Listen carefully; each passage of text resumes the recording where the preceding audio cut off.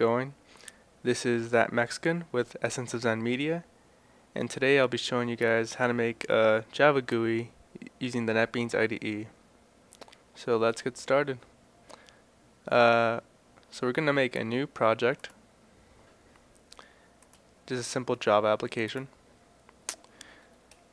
For this purpose, I'm going to name tutorial.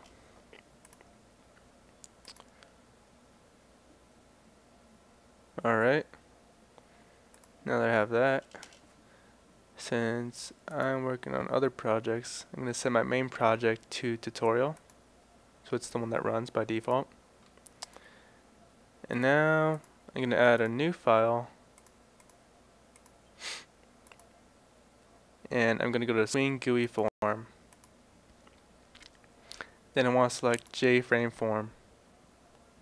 I'm going to go ahead and click next, and I'm just going to call this simple adder.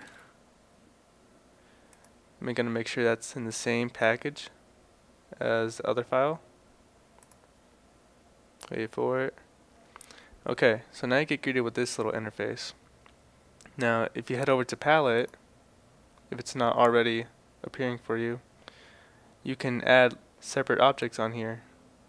So if you've used Visual Studio before, this should seem familiar.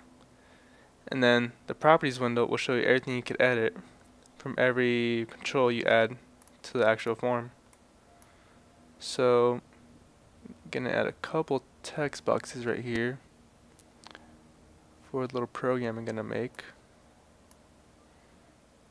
Oh, should probably pin this down.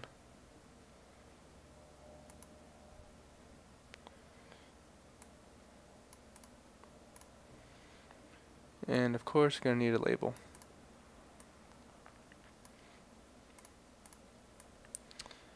Now, all these little lines is just the interface trying to accommodate every single one of the controls.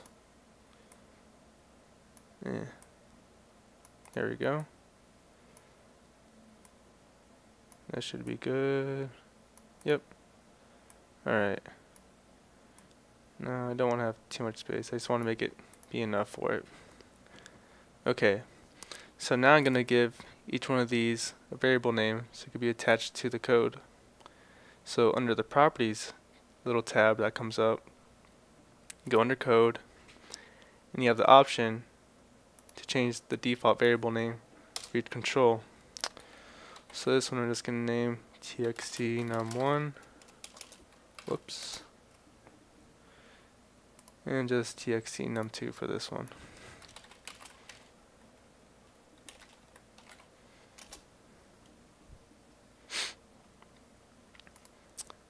I'm going to also attach my labels and my buttons while I'm at it.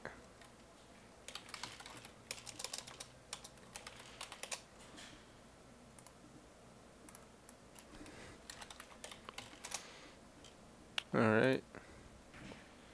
Now let me actually change the text for each one of these so it's not at the default. Now, a weird thing happens when you change the names of text fields. They automatically resize themselves to fit what you told them to. So unless you tell it by default to stay the same, it's going to automatically resize itself. So please bear with me while I fix this. Yeah. In a different tutorial, I'll show you how to fix the auto resizing thing so it doesn't resize itself and you don't have to resize all the controls to fit back to how they were.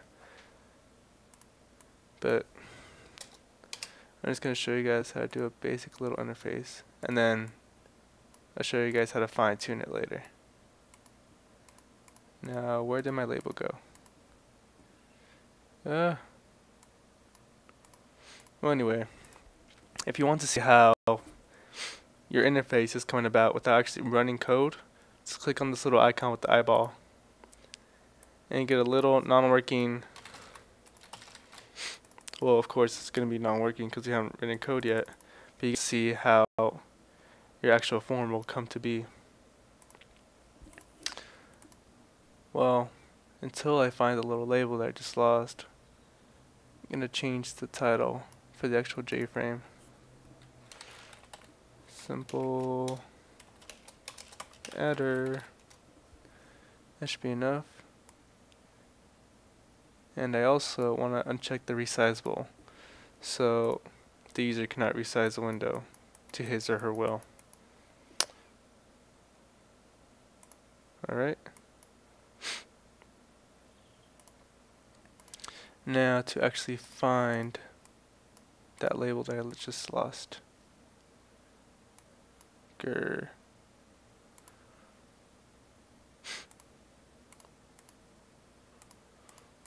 Anyway, I'll find it later on. Running code, guys. So, if I want to attach an event to some control, you click on the control, then you head over to the Events tab under Properties, and for this, I just want a simple clicked command to be attached. You click on the arrow, and it should already generate a method name for it. You click on that, it should take you to the code. That simple. Okay, now here's where I'm actually going to start attaching the controls to code so it could actually do something. Alright, so let's see. I should make it a float.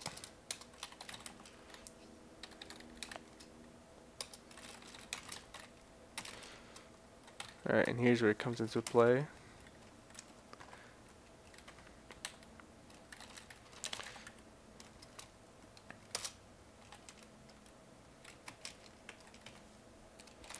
There we go.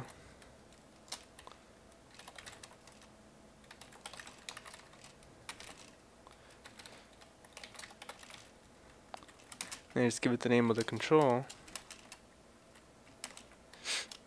and it will have its own methods that you're able to call from there.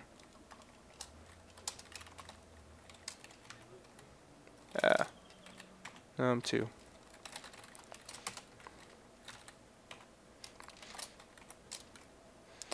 What I forgot to do is parse this data.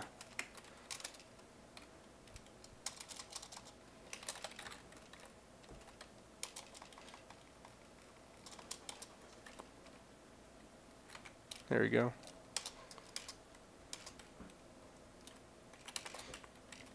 Remember guys, you always want to parse user input.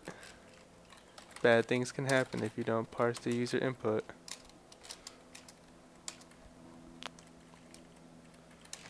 Alright.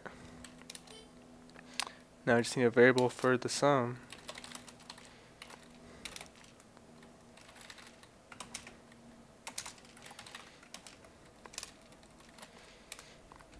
Okay. And now I can display the sum. So I'm going to do that by referring back to my label. This time set text. And now to make it a little fancy by formatting it.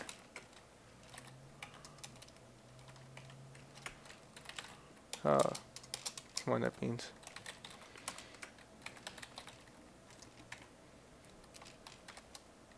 Alright.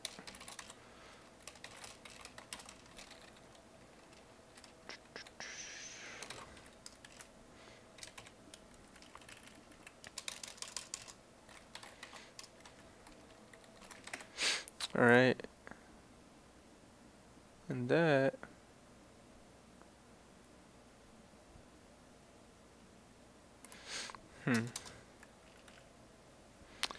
what did I do wrong here? Did I forget a closing bracket? I might have. Yep. There we go. Alright. So now that should round or answer to the nearest hundredth. So now let's go back to our design. Oh, and you can flip back and forth with these little tabs: source, design. Whoop-de-doo. Okay. Gonna build it.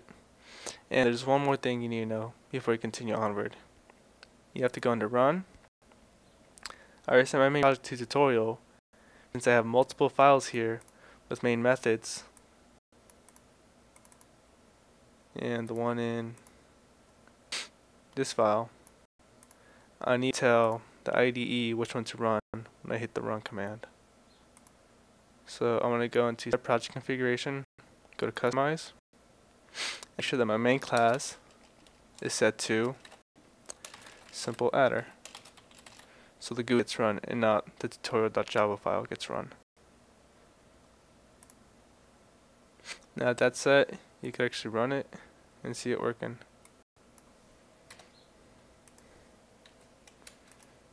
Bam, it's math. And it'll round to nearest hundredth. So I hope you guys enjoyed this tutorial and you learned something out of it. And I hope you guys start messing around with this and making weird, crazy Java programs. Alright, well, this is Lewis signing off. Have a good day.